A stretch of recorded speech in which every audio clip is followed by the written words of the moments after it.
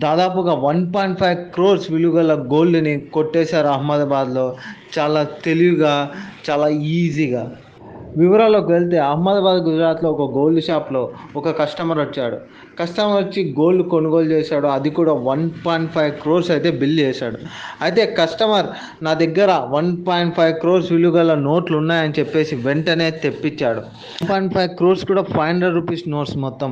వెంటనే అక్కడున్న క్యాషియర్, పనోళ్ళంతా సంబరపడిపోయి ఈ ఈ క్యాష్ మనం తీసుకుంటే ఇన్కమ్ ట్యాక్స్ కూడా సేవ్ చేసిన వాళ్ళు అవుతాం. అలాగనే ఓనర్ కూడా చాలా అంటే చాలా ఆనందపడతారనే దాంతో వచ్చేసారు. వెంటనే ఆ క్యాష్‌ని తీసుకొని చెక్ చేయకోకుండా మొత్తం గోల్డ్‌ని కస్టమర్‌కి ఇచ్చి పంపించేశారు.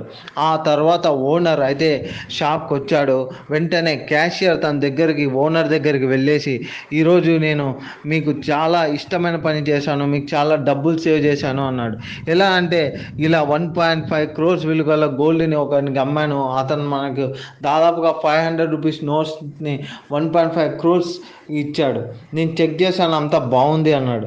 వెంటనే ఓనర్ ఒక రూ. 500 నోట్‌ని తీసుకొని చూడగా దాంట్లో అనుపమ్ ఖేర్ బొమ్మ ఉంది గాంధీజీ బొమ్మ బదులు. వెంటనే ఓనర్ షాక్ అయ్యాడు.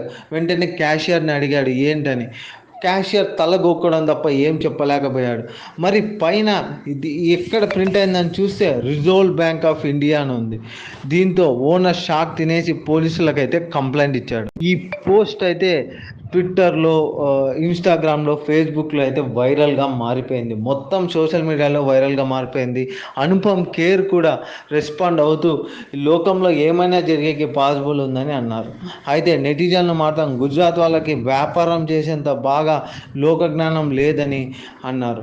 అంతే కదండీ! వ్యాపారంతో పాటు కొంచెం లోకజ్ఞానం ఉంటే మంచిదే కదండీ!